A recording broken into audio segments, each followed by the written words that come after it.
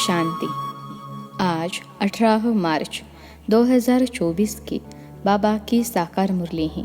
मुरली के महावाक्य हैं, मीठे बच्चे विचार सागर मंथन कर एक ऐसी टॉपिक निकालो जो सब जगह एक ही टॉपिक पर भाषण चले।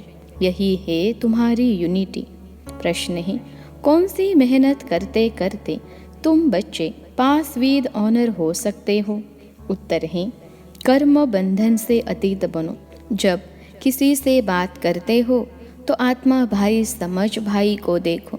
बाप से सुनते हो तो भी बाप को भ्रकुटी में देखो। भाई भाई की दृष्टि से वह स्नेह और संबंध पक्का हो जाएगा। यही मेहनत का काम है। इससे ही पास विद ऑनर बनेंगे। ऊंच पद पाने वाले बच्चे यह पुरुषार्थ अवश्य करेंगे। ओम शांति। मीठे मीठे बच्चों को समझाया गया है, यह है मृत्यु लोक, उसकी भेंट में अमरलोक भी है। भक्ति मार्ग में दिखाते हैं। शंकर ने पार्वती को अमर कथा सुनाई। अब अमरलोक में तो तुम जाते हो, शंकर तो कथा सुनाते नहीं। कथा सुनाने वाला ज्ञान सागर एक ही बाप है। शंकर कोई ज्ञान सागर नहीं जो कथा सुनाएंगे। ऐसी ऐसी बातों पर तुम बच्चों को समझाना है। काल पर जीत कैसे पाई जाती है? यह जो नॉलेज है वह अमर बनाती है। इससे आयु बड़ी होती है। वह काल होता नहीं। यह तुम 5 विकारों अथवा रावण पर जीत पाने से रामराज्य अथवा अमर लोक के मालिक बनते हो। मृत्यु लोक में है रावण राज्य, अमर लोक में है राम राज्य। देवताओं को कभी काल नहीं खाता, वह काल के झमघट होते नहीं।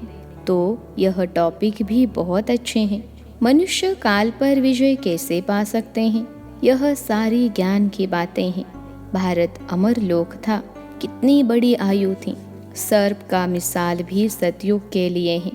एक खाल छोड़ दूसरी लेते हैं। इसको कहा जाता है बेहद का वैराग्य।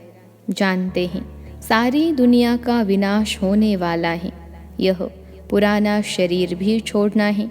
यह 84 जन्मों की पुरानी खाल है। अमर लोक में ऐसे नहीं होता। वहाँ फिर समझते हैं अब शरीर बड़ा जड़ जड़ीभूत हो गया है, इसे छोड़ नया शरीर लेंगे। फिर साक्षात्कार भी होता है। समझ को ही साक्षात्कार कहा जाता है। हमारी अब नई खाल तैयार हुई है, पुरानी को अब छोड़ना है। वहाँ भी ऐसे ही होता है। उनको कहा ही जाता है अमर लोक, जहाँ काल आता नहीं। आपे ही समय पर शरीर छोड़ देते हैं। कछुए का मिसाल भी यहाँ का है। काम करके फिर अंतर्मुखी हो जाता है। इस समय के मिसाल फिर भक्ति मार्ग में कॉपी करते हैं, परंतु सिर्फ कहने मात्र, समझते कुछ भी नहीं। अभी तुम तो समझते हो। राखी उत्सव, दशहरा, दीपमाला, होली आदि सब इस समय के हैं। जो भक्ति मार्ग में चले हैं तो यह बातें सतयुग में होती नहीं। यह ऐसी ऐसी टॉपिक लिखो। मनुष्य काल पर जीत कैसे पहन सकते हैं? मृत्यु लोक से अमर लोक में कैसे जा सकते हैं? ऐसी बातों पर समझाने के लिए पहले लिखना पड़ता है। जैसे नाटक की स्टोरी लिखते हैं। आज फलाना नाटक है, तुम्हारी भी पॉइंट्स की लिस्ट हो। आज इस टॉपिक पर समझाया जाएगा रावण राज्य से देवी राज्य में कैसे जा सकते हैं। समझानी तो भल एक ही है, परंतु भिन्न भिन्न टॉपिक सुनने से खुशी होगी कि बेहद के बाप से बेहद का वर्षा कैसे मिलता है। जैसे सन्यासियों का अखबार में पढ़ता है, आज 125वां यज्ञ रचा है, उसमें यह सुनाएंगे। यहाँ तो बाप कहते हैं मैं एक ही बार यज्ञ रचता हूँ, जिसमें सारी पुरानी दुनिया स्वाहा हो जाती है। वह तो बहुत यज्ञ रचते हैं, जुलूस आदि करते हैं। यहाँ तो तुम जानते हो यह रुद्र शिव बाबा का एक ही यज्ञ है, जिसमें सारी पुरानी दुनिया स्वाहा हो जाती है, नई दुनिया की स्थापना हो जाती है और तुम जाकर देवता बन जाते हो। यह भी बाप तुमको समझाते हैं। रचयिता बाप ही आकर अपना और रचना के आदि मध्य अंत का सारा नॉलेज देते हैं और राजयोग भी सिखाते हैं। सतयुग में है ही पवित्र देवताएं, वह राजाएं भी करते हैं। उसको कहा जाता है आदि सनातन देवी देवता धर्म। यह भी टॉपिक रख सकते हो कि आदि सनातन सतयुगी देवी देवता धर्म की स्थापना कैसे हो रही है, विश्व में शांति कैसे स्थापन होती है। आकर समझो, परमपिता परमात्मा के सिवाय विश्व में शांति स्थापन करने की राय और कोई दे नहीं सकते। राय देने वाले को भी प्राइज मिलती है। विश्व में शांति स्थापन करने की प्राइज कैसे और कौन देते हैं, यह भी टॉपिक है। ऐसे विचार सागर मंथन कर टॉपिक निकालने चाहिए। ऐसा प्रबंध हो जो सब जगह एक ही टॉपिक हो, सबका कनेक्शन रहेगा। ऐसी लिस्ट बनाकर पहले इशारा दे देना चाहिए, फिर समाचार दिल्ली में आना चाहिए, सबको मालूम पड़ जाए कि सब जगह ऐसा भाषण चला। इसको कहा जाता है यूनिटी। सारी दुनिया में डिसयूनिटी है। राम राज्य का गायन है, शेर गौ इकट्ठा जल पीते हैं।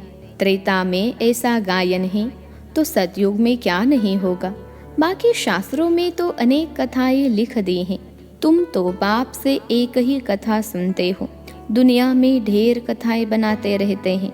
द्वापर से लेकर कलयुग तक जो भी शास्त्र आदि चलते हैं वहाँ तो वह होते नहीं। भक्ति मार्ग की सब बातें पूरी हो जाती हैं। यहाँ तुम जो कुछ भी देखते हो वह सब है इविल। उनको देखते हुए न देखो, सुनते हुए न सुनो। अब जो बाप समझाते हैं वही बुद्धि में रखो। हर संगम युगी ब्राह्मण कितने ऊंच हैं, देवताओं से भी ऊंच हैं। इस समय हम ईश्वरीय औलाद हैं, धीरे धीरे वृद्धि को पाते रहते हैं। इतनी सहज बात भी किसकी बुद्धि में नहीं आती हैं। हम ईश्वरीय संतान हैं तो ज़रूर स्वर्ग के मालिक होने चाहिए, क्योंकि वह बाप स्वर्ग की स्थापना करते हैं। करोड़ों वर्ष कह देने कारण कोई बात याद नहीं रहती है, बाप आकर याद दिलाते हैं। यह तो 5000 वर्ष की बात है। तुम देवी देवता थे, अब फिर तुमको वही बनाते हैं। सम्मुख सुनने से कितनी खुशी और रिफ्रेशमेंट आ जाती हैं। बच्चे जो सयाने हैं, समझू हैं, उनकी बुद्धि में आता है हमको बाप से वर्षा तो ज़रूर लेना है। बाप नई दुनिया रचते हैं तो ज़रूर हम भी नई दुनिया में होने चाहिए। एक बाप के तो सब बच्चे हैं, सबका धर्म, सबके रहने का स्थान, आना जाना सब भिन्न भिन्न प्रकार का है। कैसे जाकर मूल वतन में निवास करते हैं यह भी बुद्धि में है। मूल वतन में सिजरा है, सूक्ष्म वतन में सिजरा नहीं दिखा सकते। वहाँ जो कुछ दिखाते हैं वह सब है साक्षात्कार की बातें। यह सब ड्रामा में नोंद है। फिर सूक्ष्म वतन में भी जाते हैं, वहाँ मूवी चलती है। बीच में मूवी का भी ड्रामा बनाया था, फिर टॉकी बना है। साइलेंस का तो ड्रामा बन न सके। बच्चे जानते हैं हम साइलेंस में कैसे रहते हैं। जैसे वहाँ आत्माओं का सिजरा है वैसे वहाँ मनुष्यों का है। तो ऐसी ऐसी बातें बुद्धि में रख तुम भाषण कर सकते हो। फिर भी पढ़ाई में अपना टाइम लगता है, करके यह भी समझ जाए। परंतु याद की यात्रा कहा, जिससे धारणा और खुशी हो। अभी तुम यथार्थ रीति योग सीख रहे हो। बच्चों को समझाया है, सबको भाई भाई देखो। आत्मा का तख्त तो यह है, इसलिए भागीरथ बाबा का सिंहासन भी मशहूर है। जब किसी को समझाते हो तो भी ऐसे समझो हम भाइयों को समझाते हैं, यही दृष्टि रहे। इसमें ही सारी मेहनत है, मेहनत से ही ऊंच पद मिलता है। बाप भी ऐसे देखेंगे। बाप की नज़र भी भ्रकुटी के बीच में जाएगी। आत्मा तो छोटी बिंदी है, सुनती भी वही है। तुम बाप को भी भ्रकुटी के बीच में देखेंगे। बाबा भी यहाँ है तो भाई यानी ब्रह्मा की आत्मा भी यहाँ है। ऐसे बुद्धि में रहने से तुम भी जैसे ज्ञान सागर के बच्चे ज्ञान सागर बन जाते हो। तुम्हारे लिए तो बहुत सहज है। गृहस्थ व्यवहार में रहने वालों के लिए यह अवस्था ज़रा मुश्किल है। सुनकर घर चले जाते हैं, वहाँ का वातावरण ही और है। यहाँ सहज हैं। बाबा युक्ति बहुत सहज बताते हैं। अपने को आत्मा समझो, बाप को याद करो, यह भी भाई हैं। इस दृष्टि से कर्म बंधन से अतीत हो जाएंगे। शरीर भी भूल जाता है, सिर्फ बाप ही याद रहता है। इसमें मेहनत करते रहेंगे, तब पास विद ऑनर होंगे। ऐसी अवस्था में बिरला ही कोई रहता है। विश्व का मालिक भी वही बनते हैं। 8 रत्नों की माला है ना, तो पुरुषार्थ करना ही। ऊंच पद पाने वाले कैसे भी करके पुरुषार्थ जरूर करते होंगे। इसमें दूसरी कुछ भी बातें निकलती नहीं हैं। भाई भाई की दृष्टि, स्नेह और संबंध हो जाता है। दृष्टि वह जम जाती है। इसलिए बाप कहते हैं, तुमको बहुत गुह्य गुह्य बातें सुनाता हूँ। इसमें अभ्यास करना मेहनत का काम है। यहाँ भी बैठे हो तो अपने को आत्मा समझो। आत्मा ही सुनती है। सुनने वाली आत्मा को तुम देखते हो। मनुष्य तो कह देते आत्मा निर्लेप है, बाकी क्या शरीर सुनता है? यह तो रॉन्ग है। बाप तुमको गुह्य गुह्य बातें सुनाते हैं। मेहनत तो बच्चों को करनी है। जो कल्प पहले बने थे वह मेहनत ज़रूर करेंगे। अपना अनुभव भी सुनाएंगे। ऐसे हम सुनता सुनाता हूँ। टेव यानी आदत पड़ गई है। आत्मा को ही सुनाते हैं। मन मना भव। फिर वह उनको कहते हैं मन मना भव, अर्थात बाप को याद करो। यह गुप्त मेहनत है। जैसे पढ़ाई भी एकांत में झाड़ के नीचे जाकर पढ़ते हैं, वह है स्थूल बात। यह तो प्रैक्टिकल करने की बात है। दिन प्रतिदिन तुम्हारी यह प्रैक्टिस बढ़ती जाएगी। तुम नई नई बातें सुनते हो ना। जो तुम अभी सुनते हो वह फिर नए नए आकर सुनेंगे। कोई कहते हैं हम देरी से आए हैं। अरे तुम तो और ही फर्स्ट क्लास गुह्य गुह्य बातें सुनते हो।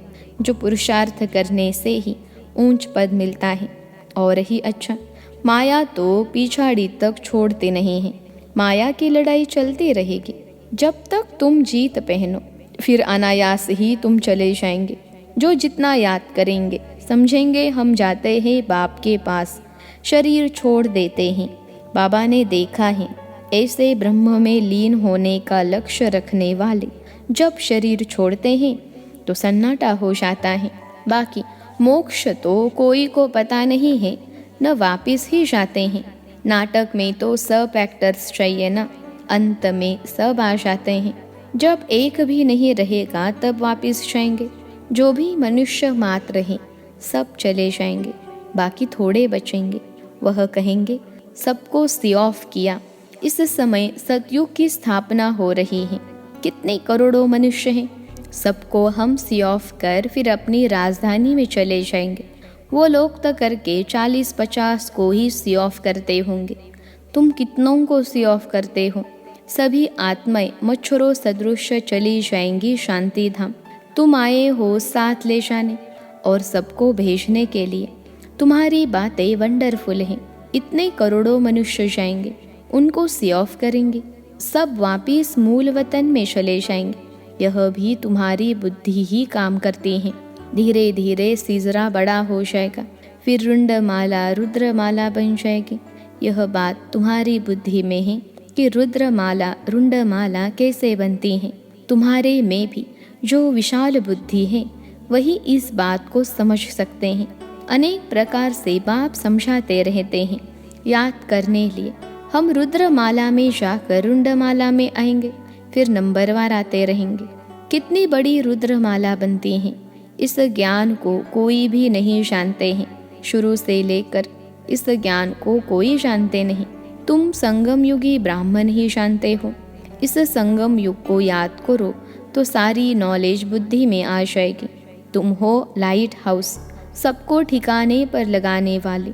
तुम कैसे अच्छे लाइट हाउस बनते हो? ऐसी कोई बात नहीं जो तुमसे लागू न होती हो। तुम सर्जन भी हो, सराफ भी हो, धोबी भी हो। सभी खूबियाँ यानी विशेषताएं तुम्हारे में आ जाती हैं। महिमा तुम्हारी भी हो जाती हैं।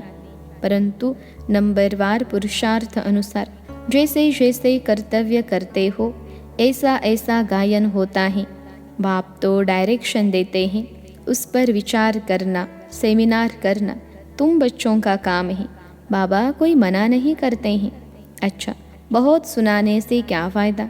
बाप कहते हैं मन मना भव। बाबा तुम्हें कितना तरावटी माल खिलाते हैं। अच्छा, मीठे मीठे सिखिलते बच्चों प्रति माता पिता बाप दादा का याद प्यार और गुड मॉर्निंग।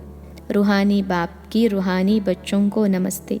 हम रूहानी बच्चों की सिखिलते रूहानी माता पिता बाप दादा को याद प्यार गुड मॉर्निंग और नमस्ते बाबा नमस्ते। धारणा के लिए मुख्य सार पहली पॉइंट है, सदा नशा रहे कि हम संगम युगी ब्राह्मण देवताओं से भी ऊंचे हैं, क्योंकि अभी हम ईश्वरीय औलाद हैं। हम मास्टर ज्ञान सागर हैं। सभी खूबियाँ इस समय हमारे में भर रही हैं। दूसरी पॉइंट है, जो बाप समझाते हैं वही बुद्धि में रखना है। बाकी कुछ भी सुनते हुए न सुनो, देखते हुए न देखो। Hear no evil, see no evil आज का वरदान है। ईश्वरीय सेवा द्वारा वैरायटी मेवा प्राप्त करने वाली अधिकारी आत्मा भव। ईश्वरीय सेवा द्वारा वैरायटी मेवा प्राप्त करने वाली अधिकारी आत्मा भव। विश्लेषण है, कहा जाता है करो सेवा तो मिले मेवा। ईश्वरीय ज्ञान देना ही ईश्वरीय सेवा है। जो यह सेवा करते हैं उन्हें अतीन्द्रिय सुख का, शक्तियों का, खुशी का वैरायटी मेवा मिलता है। आप ब्राह्मण ही इसके अधिकारी हो, क्योंकि आपका काम ही है ईश्वरीय पढ़ाई पढ़ना और पढ़ाना, जिससे ईश्वर के बन जाए। तो ऐसी ईश्वरीय सेवा करने से ईश्वरीय फल के अधिकारी बन गए। इसी नशे में रहो। आज का स्लोगन है, बाप के साथ रहकर कर्म करो तो डबल लाइट रहेंगे। बाप के साथ रहकर कर्म करो तो डबल लाइट रहेंगे। अच्छा, ओम शांति।